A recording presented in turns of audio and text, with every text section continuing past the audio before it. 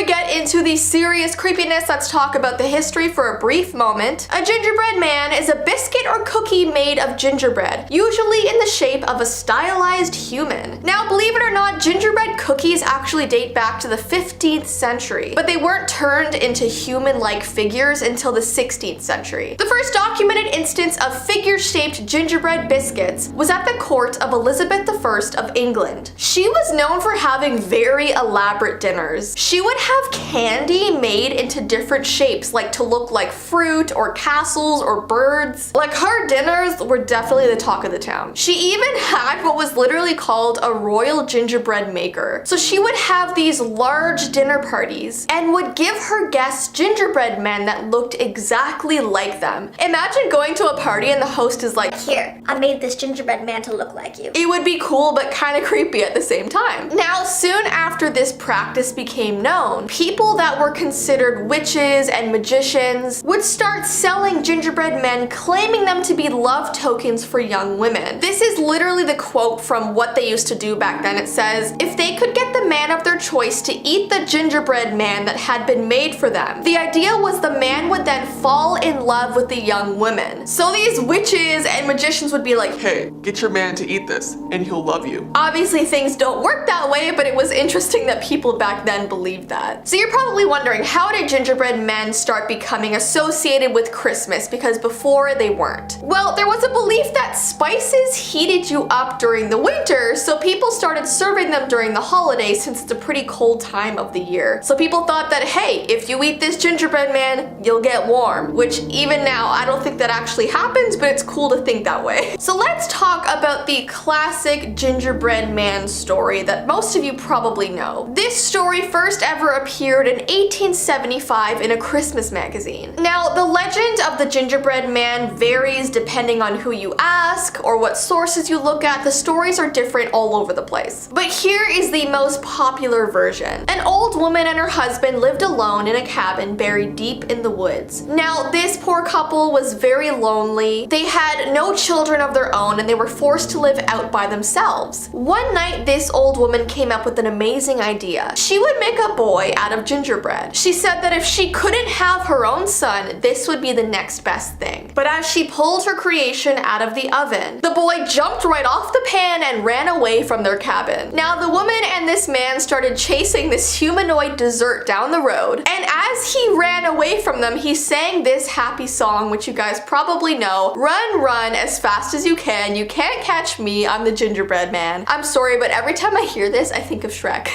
I can't help it. So he keeps running past different animals that want to eat him. And then finally, he meets this fox. The fox tries to trick the gingerbread man into trusting him. And before the gingerbread man can even realize what's happening, the fox gobbles him up. Now, the original story actually has a much gruesome ending. Hello?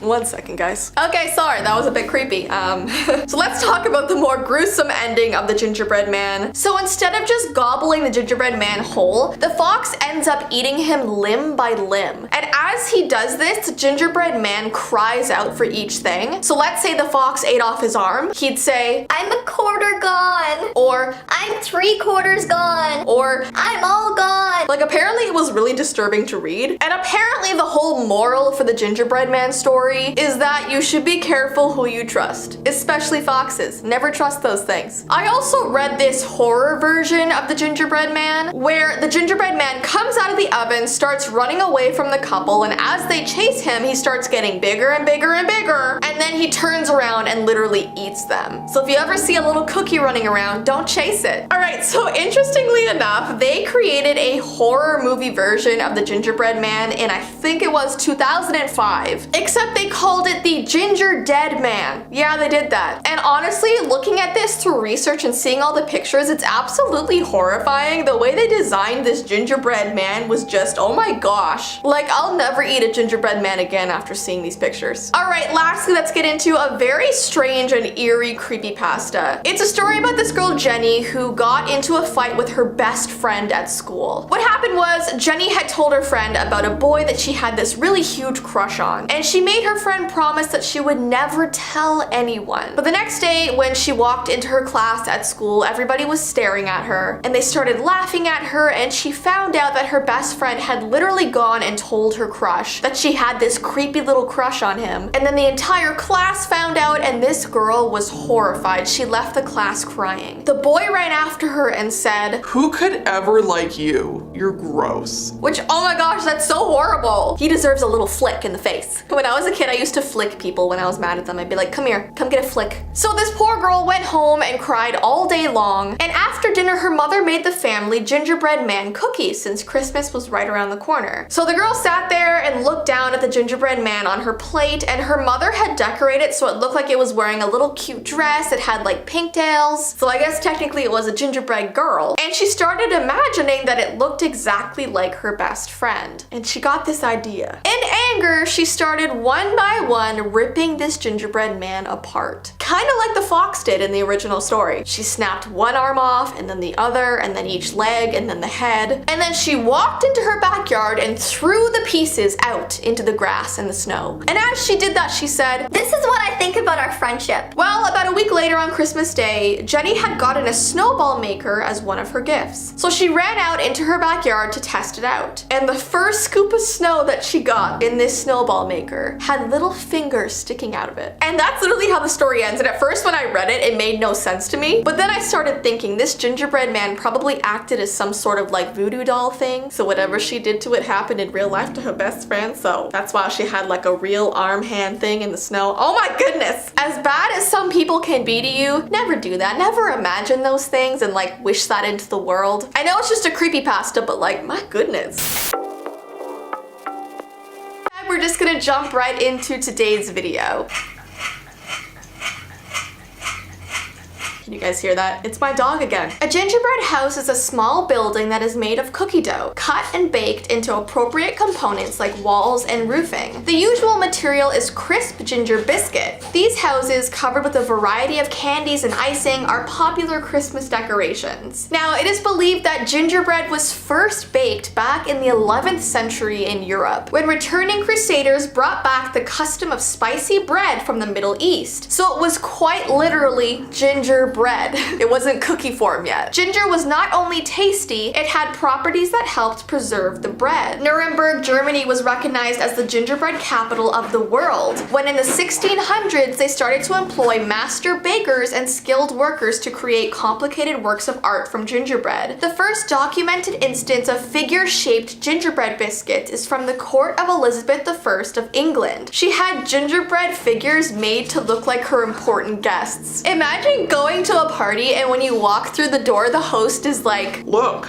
I made this cookie to look just like you. See, that's your eyes, that's your nose, that's your mouth." I'd be like, oh hey, I forgot something in the car. I'm just gonna leave forever, okay? In many European countries, gingerbread bakers formed a baker's guild. Gingerbread baking developed into an acknowledged profession. Like someone could ask you back then what you did as your full-time job and you could be like, I make little cookie people. In the 17th century, only professional gingerbread bakers were permitted to bake gingerbread, except at Christmas and Easter when anyone was allowed to bake it. So people weren't even allowed to bake this unless it was a special occasion. In Europe, gingerbread was sold in special shops and outside churches on Sundays. The decorated gingerbreads were given as presents to adults and children, or even as a love token. Gingerbread was also really popular to give to guests at weddings. Apparently, it was also worn as a talisman in battle to protect someone against evil spirits. I'm just imagining someone going into battle wearing like a gingerbread man around their neck. I don't know why I get these thoughts in my head. The tradition of making decorated gingerbread houses started in Germany in the early 1800s. According to certain researchers, the first gingerbread houses were the result of the well-known Grimm's fairy tale Hansel and Gretel, in which the two children abandoned in the forest found an edible house made of bread with sugar decorations. After this book was published, German bakers began baking ornamented fairy tale houses, and these became popular during Christmas. So people literally think gingerbread houses started being popular because of Hansel and Gretel. Oh my gosh, has my dog been chewing on this the whole time? Hey! puppy life, am I right? Okay, let's talk about the largest gingerbread houses ever made. It's actually really fascinating. In 2013, a group in Texas broke the Guinness World Record with a 2,520 square foot edible house. The gingerbread house was over 35.8 million calories, and ingredients included 2,925 pounds of brown sugar, 1,800 pounds of butter, 7,200 eggs, and 7,200 pounds of general purpose flour. Are you kidding me? Imagine being the cooks who are given this recipe. My goodness. And the executive sous chef at the New York Marriott Hotel broke the record for the largest gingerbread village with 135 residential and 22 commercial buildings, and cable cars and a train also made of gingerbread. This is so cool to me. I mean, people are so creative for doing stuff like this, and you must have a lot of time. Okay, let's get into some really weird facts. According to the Swedish tradition, you can put the gingerbread in your palm and make a wish. You then have to break the gingerbread with your other hand, and apparently if the gingerbread cookie breaks into 3, the wish will come true. And I feel like I want to try this on the vlog channel, but we're gonna have to find some gluten-free gingerbread. Folk medicine practitioners created gingerbread men to help young women to marry the man of their dreams. Apparently, she would take this gingerbread man and bring it to the person she had a crush on, and if she could get him to eat it, it was believed that he would fall madly in love with her. Imagine if that actually worked. Witches supposedly made gingerbread figures, ate them, and thereby caused the death of their enemies. So Dutch magistrates went so far as to declare baking or eating the molded cookies illegal because of this. Superstitions sprang up that humanoid sweets had demonic powers. Stop eating my backdrop. Okay, and lastly, we have a really creepy story. It's said to be true, but like I said, we never really know for sure. But this story is called Under the House. There's a story about a family of 4 that moved into a new house back in 2007. Now, the house itself wasn't new. It was guessed to have been built in the 1930s, but it had been completely renovated and looked good as new on the inside.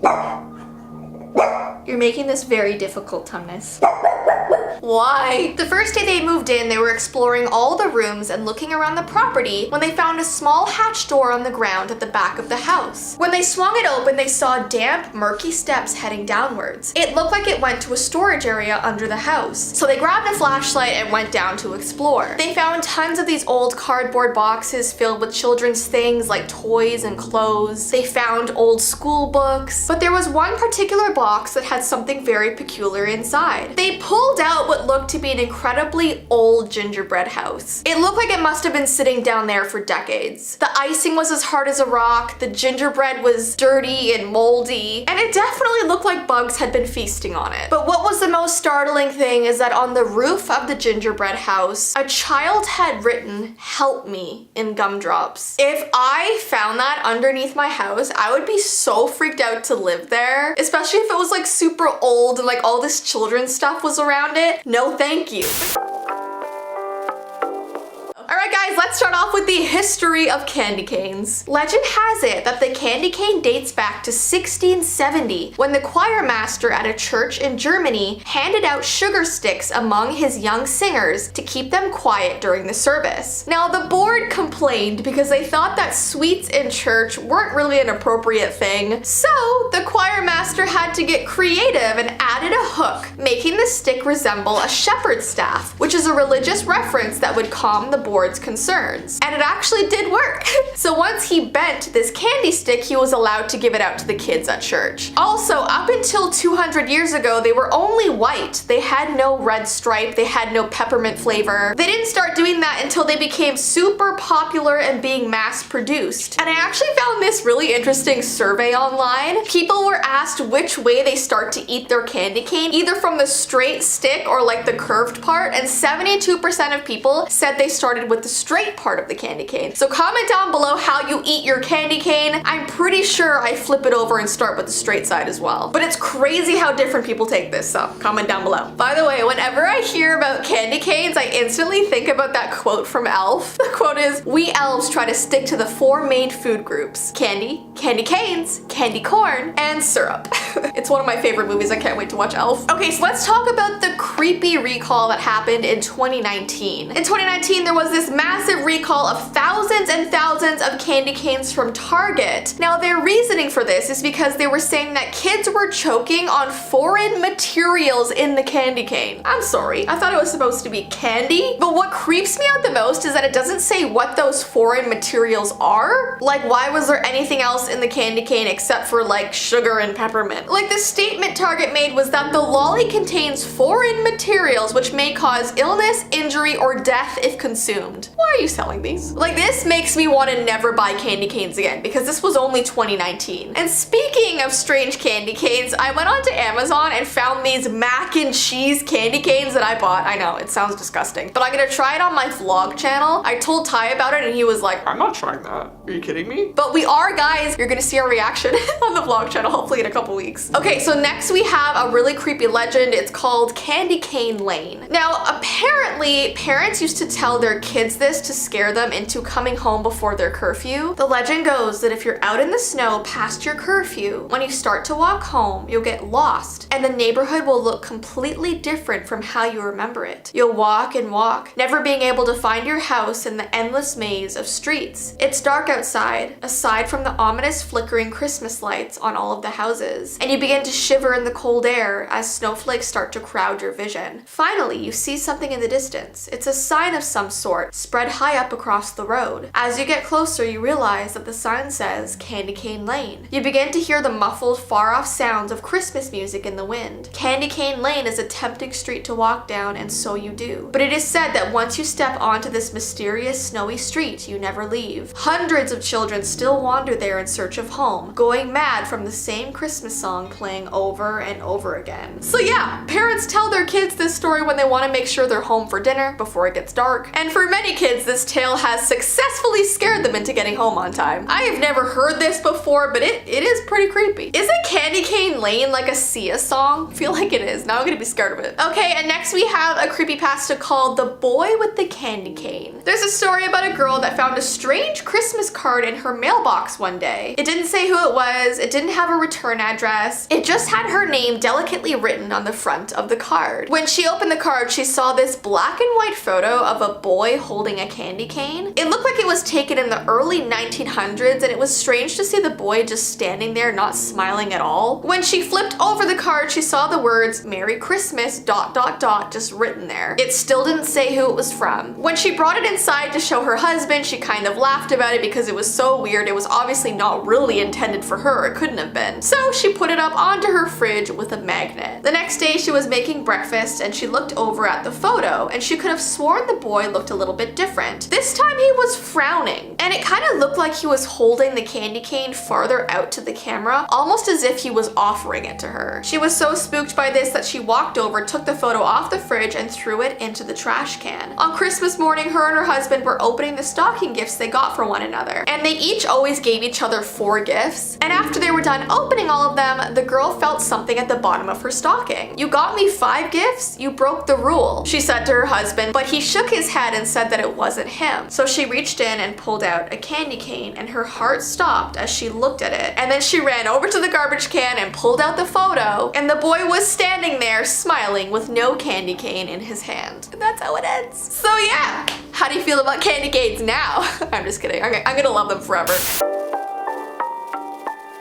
First, I'm going to start with some history about advent calendars. As most of us probably know, an advent calendar helps count down the days until Christmas, and a small item inside of them is revealed each day. And depending on the type of calendar you get, you might get holiday sweets, small toys, gifts. I mean, there's all kinds of different things that can be behind each window. And back in the day, around the 1800s, long before advent calendars were ever a thing, people would actually make these chalk marks on their walls or their doors, or they would light candles to tally the days until Christmas. The first advent calendar was actually invented in 1920 by a man named Gerard Lang. He came up with the idea of cutting out little doors that could be opened each day. And at first they were filled with devotional pictures or Bible verses. It actually wasn't until 1958 that the advent calendar's doors began to be filled with chocolate and candy for Christmas. And the first company to do that was actually Cadbury. Go Cadbury! And like I said, nowadays there are so many kinds of different advent calendars, jewelry, beauty, wine, candy, ones for pets, you name it. It's out there. Comment a Santa emoji if you currently have an advent calendar for this month of December. I do, and I always will. It doesn't matter how old I get, I am always gonna get an advent calendar. I love that. Okay, so I'm going to be telling you a really creepy story called The Unexpected Gift. This story is about a 14-year-old girl named Shannon. She was in her second year of high school and was staying home alone the first 2 weeks of December because her parents were away on their anniversary trip. Now, she had stayed home alone before and she actually loved the time to herself. Her parents left at 6 a.m. on December 1st, and at approximately 8 a.m. the doorbell rang. At first, she thought that maybe her parents forgot something, but when she opened the door, she realized that she was mistaken. Sitting on her front porch was what looked to be a wooden advent calendar of sorts. It must have been handmade, it was so detailed and beautifully crafted, and she immediately just assumed that it must have been delivered to the wrong house. But then she noticed that her name was painted on the very top. So she thought that maybe it was a gift from her parents. She was a little confused because they had already given her an advent calendar a week prior. It was a chocolate one, which she always wanted. But either way, she was still very excited about this new gift. She brought it into her house and it was so heavy that she had to leave it on the kitchen table. Without wanting to wait, she pulled out the very first door, and inside she was greeted by a small red hair tie. It's such a strange and simple thing to find inside an advent calendar, but she shrugged and put her hair up in a ponytail. As the weeks went on, she kept getting the weirdest items in this advent calendar. Day 2 was a piece of gum, a flavor that she loved since she was a kid. Day 3 was a blue shoelace, one she desperately needed as she had lost a blue shoelace years ago from one of her sneakers. So she put it to use so she can wear those shoes again. Day 4 was one purple mitten. Day 5 was a tea bag, her favorite kind of tea. Day 6 was a fluffy keychain, which she could have sworn she used to have one just like it before she lost it. Day 7 was a black and white photograph of a little girl wearing a Santa hat. She thought this picture looked so familiar. Maybe it was just meant to be like a cute Christmas postcard. So as you can imagine, for those 2 weeks, she kept getting really strange items. And the items seemed really catered to her, or they looked familiar in some way. The person who made this for her looked like they put a lot of thought into it, which is why she assumed it must have been her parents. They knew her the best. When her parents came back from their vacation, she hugged them and thanked them so much for the advent calendar. But they looked confused as to what she was talking about, so she pointed over to the kitchen table where it sat. They shook their head and told her that they were not the ones to give her that. Shannon called all of her family and her friends to ask her who was responsible for this, but no one fessed up. And as she was sitting there on her phone, she heard her mother call to her from upstairs. When she got up there, she saw that her mom was standing in front of their huge wall of picture frames. They had about 50 framed photos in the upstairs hallway. It was a giant collection of generations of family, and her heart stopped when she noticed that her mother was pointing to an empty frame on the wall. Where's the photo of my great-grandmother as a child on Christmas? Shannon immediately knew where it was. She took her parents over to this advent calendar and showed them everything she got inside, and as they looked through them, they realized that every single item came from inside of their house. Or it was something that they had thought they lost years ago. So whoever gave her this calendar did know her well, and they had been inside of her house. They had possibly even been watching her and following her for years and years. And that's how this story ended, and I thought it was so creepy. I have no idea if it's just a creepypasta or if it actually happened. I really hope it didn't happen, because that would be awful.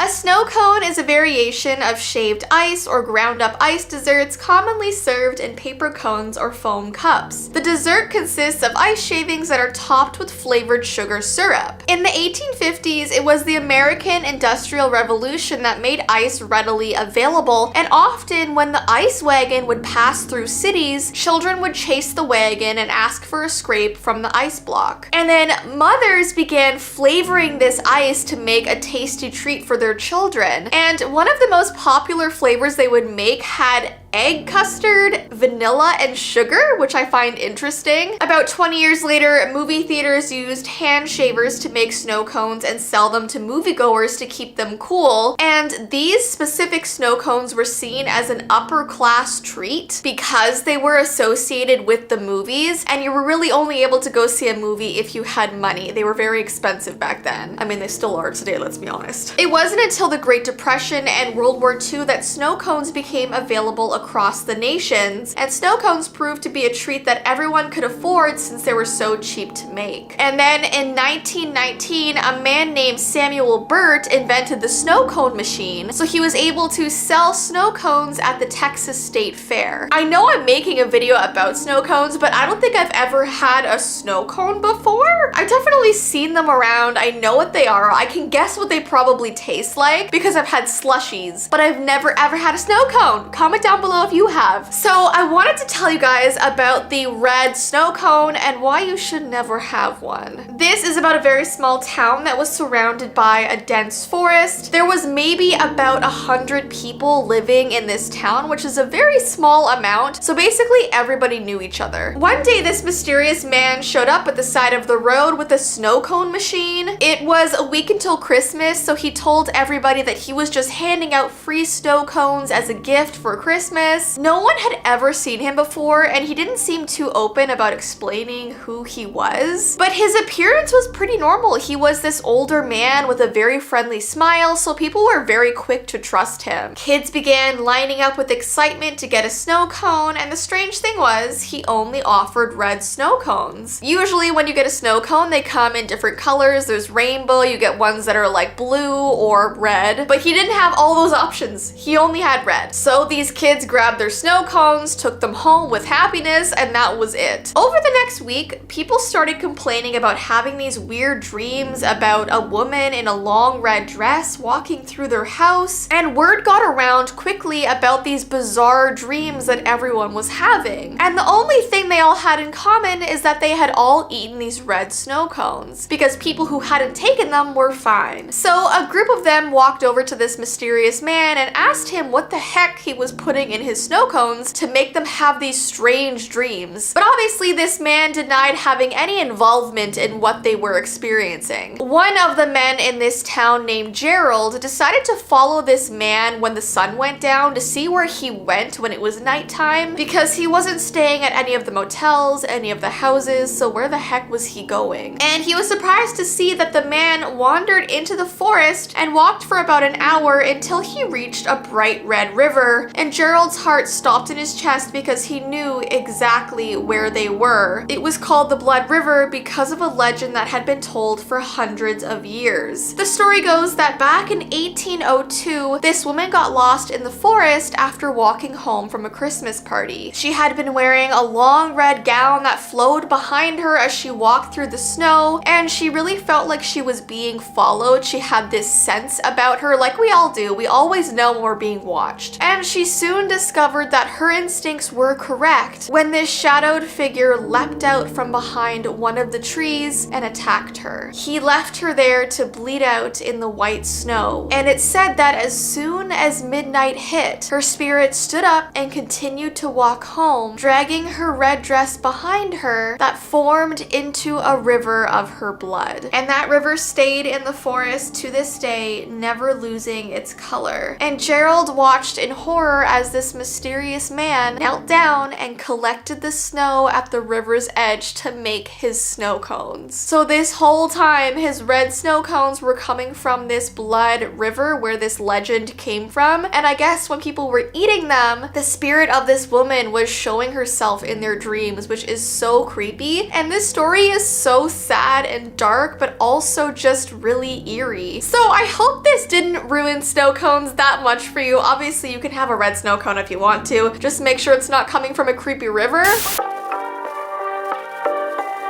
Okay, so without further ado, let's talk about the Muffin Man. It's still so weird to say. Okay, so the Muffin Man, like I said, it's a traditional nursery rhyme that was actually written in 1820. And the rhyme goes, do you know the Muffin Man, the Muffin Man, the Muffin Man? Do you know the Muffin Man who lived on Drury Lane? I feel like many of you listening probably think of Shrek whenever you hear this rhyme, the Gingerbread Man. Do you know the Muffin Man? Poor Victorians spent long hours at work, usually working 12 hours a day with only Sundays off, so that didn't leave a lot of time for cooking. Few had kitchens and instead had to cook their food on an open fireplace, which was hot and smoky work. So many people chose to buy their food from the wide variety of street sellers instead. So Victorian people had a lot of their fresh food delivered right to their doorstep. Food such as muffins, which were delivered door to door by a vendor known as the Muffin Man, and there were hundreds of them. Muffin men could be found all over town in the 19th century, knocking on doors to see if anyone wanted to buy their baked goods, and they usually annoyed people with their loud bells because they would literally be carrying baskets of muffins and ringing this loud bell all throughout the streets. And this tradition continued until about the 1930s. And the muffin in question was actually a bread item known as an English muffin, not like the typical sweet muffin that you might be thinking of. Healthy meals were expensive, so many families relied on bulky foods like bread and muffins to fill them up. And other street sellers sold things like fish, hot eels, pea soup, baked potatoes, meat pies, stuff like that. Now, what I found to be so creepy while doing research for this video is that the Muffin Man was also a nickname for this 16th century child murderer. The rhyme was supposedly written to warn kids away from Drury Lane, where a notorious Muffin Man would lure them to their deaths with sweet food. Now, there are many different versions of this very horrifying story. The Muffin Man was also known as the Drury Lane Slicer, who was actually the first known serial killer in England. His real name was apparently Frederick Thomas Linwood. He was born in 1563 and he died in 1612. And there are many accounts of his crimes, but there's no records of them. So this is either a really creepy folklore story or one of history's most creepy mysteries. And there's just no surviving records, but there were at one point. The Muffin Man would make his deliveries just like other bakers, but he would lure children away from their homes by playfully tying a string to a muffin and pulling it away from the steps where the parcels lay. The kids, thinking this was some sort of fun game, would chase the muffin being pulled on a string, which would lead them to this Muffin Man's bakery, where he would grab them, pull them inside, and obviously you know what comes next. These kids would not step out of there alive. And apparently this Muffin Man also did not like having competition around him in the town, so it's said that he would go and murder the other bakers, so he would be the only one making muffins. And according to lore, he used wooden spoons to knock children out. However, experts have long cast doubt that a wooden spoon would be enough to render a person unconscious, but still these wooden spoon stories exist. It is said that between the years of 1589 and 1598, he ended up murdering 15 children, which is awful. So the children came up with this catchy, sing-songy rhyme that was apparently this way to warn other children to stay away from Drury Lane, which is so creepy. It also warns children to stay away from his bakery and to be wary of people around them. So if they ever did have to pass this particular bakery, they would have their eye out, making sure they were not talking to strangers and not following any muffins on a string. Now, like I said, no one knows if this story is true. People are leaning it to be more towards folklore, and this story has been told and retold so many times that it seems the true origins are lost. I also found this creepy legend that says that if you stand on your front porch while holding a muffin after dark and you sing the song, you'll be able to see his spirit walking towards your house holding a basket of muffins. But it says, be warned, you must run and close your door before he reaches your porch. So that is also really terrifying. And whenever I see stuff like that, I am tempted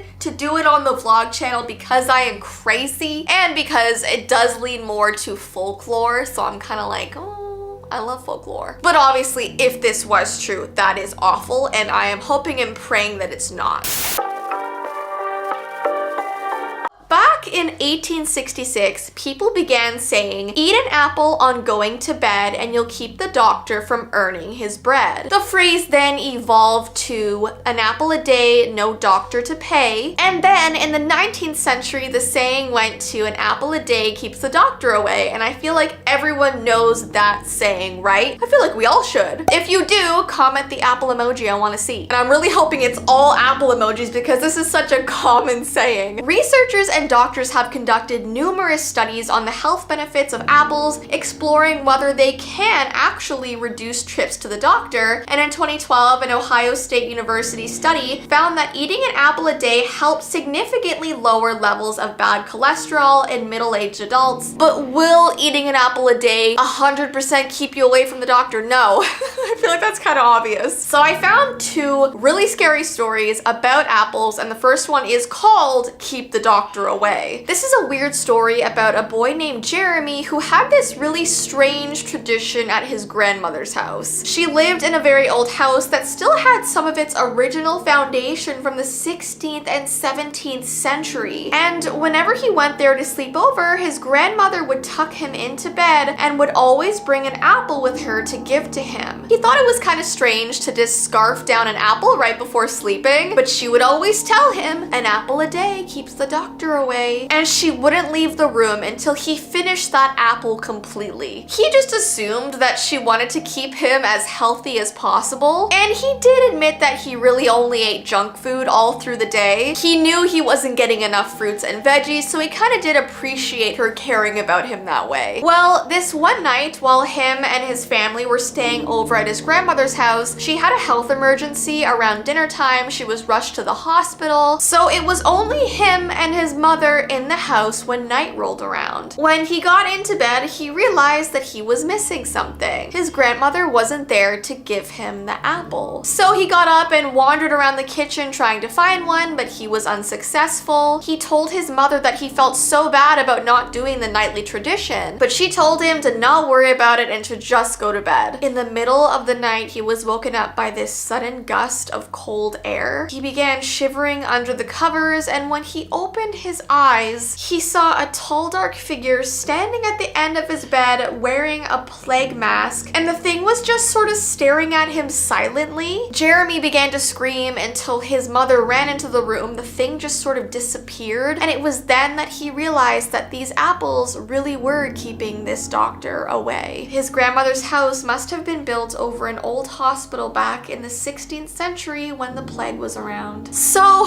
this grandmother was literally giving her grandson an apple to keep this ghost apparition spirit of an old plague doctor away from him. I guess this plague doctor wanted to make sure that everyone was healthy, everyone was good, and if they weren't eating their apples, he would like come out and inspect the person who was sleeping over to make sure they were okay. So maybe this plague doctor ghost was good, but it would still be really creepy to see one at the end of your bed wearing that mask. Okay, and then this next story is called Don't Take the Apple. This story is actually from the early 1900s. It's about this mother who was noticing her daughter always pointing to the closet in the playroom. They would be playing with blocks or a puzzle, and suddenly she would turn her head to the closet and she would just point for minutes on end. When the mother would ask her what she was looking at, all the little girl would say was, apple. And this mother never really understood what that meant. She thought that maybe her daughter was hungry for a snack, so she would take her into the kitchen and would give her an apple to eat. This continued to happen for the next couple years, and when she was old enough to say more coherent sentences, she would say that there was a hand in the closet holding an apple out for her, and she would ask her mother, can I take it? And her mother would just explain that there was nothing actually there, and she would take her daughter into the kitchen and would give her an apple. When her daughter was sick, she had left her just reading in her playroom while she went and did the laundry. She heard her daughter call to her, and she finished up what she was doing before walking over to see what she needed. But when she got to the playroom, she saw that her daughter was nowhere to be seen. All she saw was that the closet door was open and a red apple was sitting on the floor with one bite taken out of it. Her daughter was missing, and no matter how many nights her and the people of the town went out looking for her, she was never to be found. And what's even more disturbing is that the mother decided to sell her house because she couldn't bear to live in the place that her daughter was taken. And there was this one day that this family was taking a tour through it to see if they wanted to buy the house, but they suddenly left in a rush and their young daughter was crying. So when she asked what happened to them and why they were leaving so suddenly, the father said that their daughter had seen a hand holding an apple in the playroom closet and got scared, but he told his mother not to worry, that it was probably just her imagination. But we all know that it wasn't.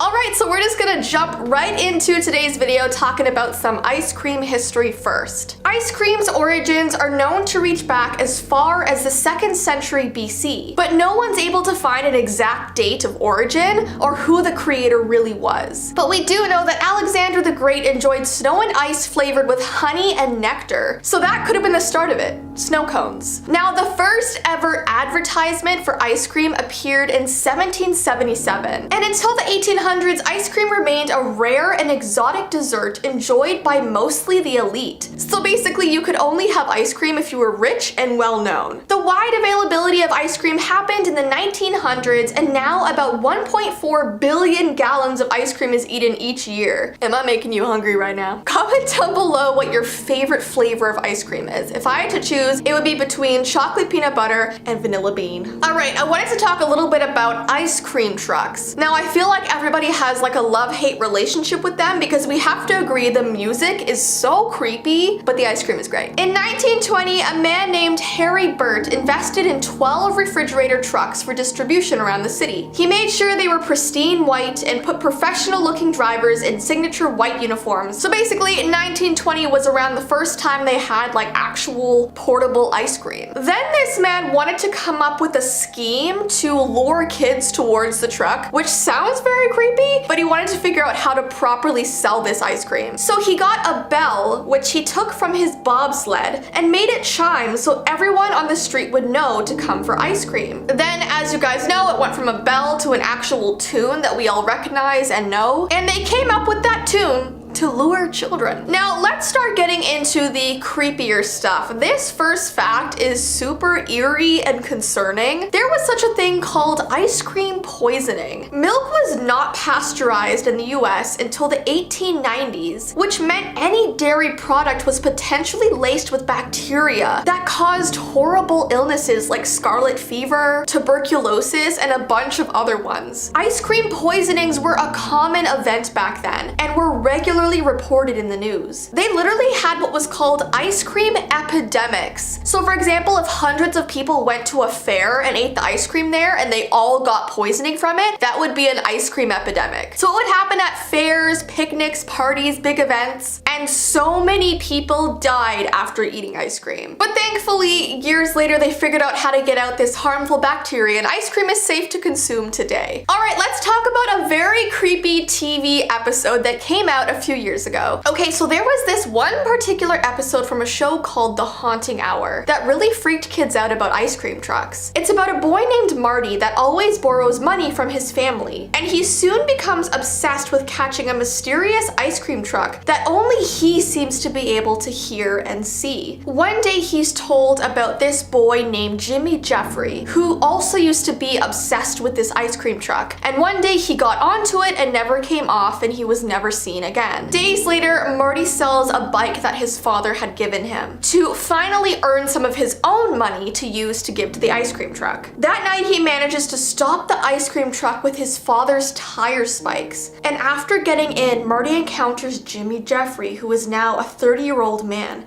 frozen in the back. And Jimmy tells Marty that he's been waiting 30 years for someone to take his place, and explains that the ice cream truck runs on the souls of those obsessed with catching the creamy cold ice cream truck. So Jimmy ends up escaping this truck, leaving Marty in the back, yelling for help as it drives away. And before the truck drives off, Jimmy says one more thing. The truck is all yours until someone else catches you. Until then, it's all you can eat. And that's how the episode ended, and apparently this one was super, super creepy. I've personally never seen it before, but comment down below if you have. All right, next we have some very creepy ice cream commercials that you actually might recognize. There's this brand called Little Baby's Ice Cream Shop, and they're known for their very creepy and shocking ice cream commercials. One of its most famous commercials is a video depicting a person covered in marshmallow fluff, scooping the substance out of their skull with a spoon and eating it. Now, this commercial has been viewed over 7 million times on YouTube. Another ad shows a woman with mouths for eyes, and the brand says they actually pride themselves in having these very creepy commercials. And I guess it's good advertising because people will always remember them, so good on them. And lastly, we have a creepypasta about midnight ice cream trucks. Now, I was actually shocked at how many midnight ice cream truck stories I was able to find online. I'm assuming most of them are creepypastas, but I do know that we all agree that the music it plays is so eerie. I think the latest I've ever seen an ice cream truck in my neighborhood was probably 10 p.m., which is definitely really late. And it really freaked out my parents. They told us to make sure we stayed inside because there's no reason for an ice cream truck to be out like after the sun goes down. There was this one story about a brother and sister who were woken up in the middle of the night by the familiar tune of the ice cream truck. Except the song sounded a little bit different. Kind of like when a toy starts to get low on batteries and the sound almost distorts a little bit. So something sounded very off about this ice cream truck, but they were still very intrigued. They ran to the window closest to the street and they saw the truck, and it was painted in such a dark color that it almost blended in with the night, and it was moving very,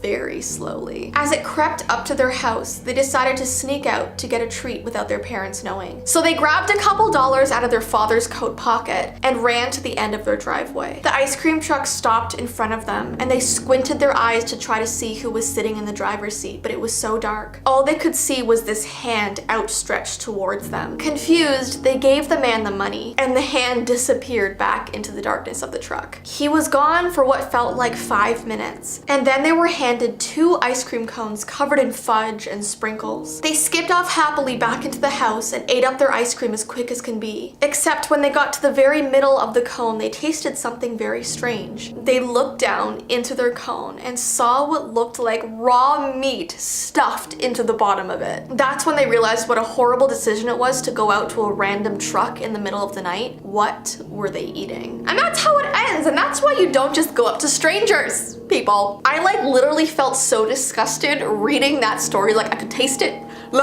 Anyways, guys, those are all the creepy things associated with ice cream that I could find. If I missed any good facts or interesting things, definitely comment them down below. And if you want me to continue this series on creepy foods, give this video a thumbs up and let me know.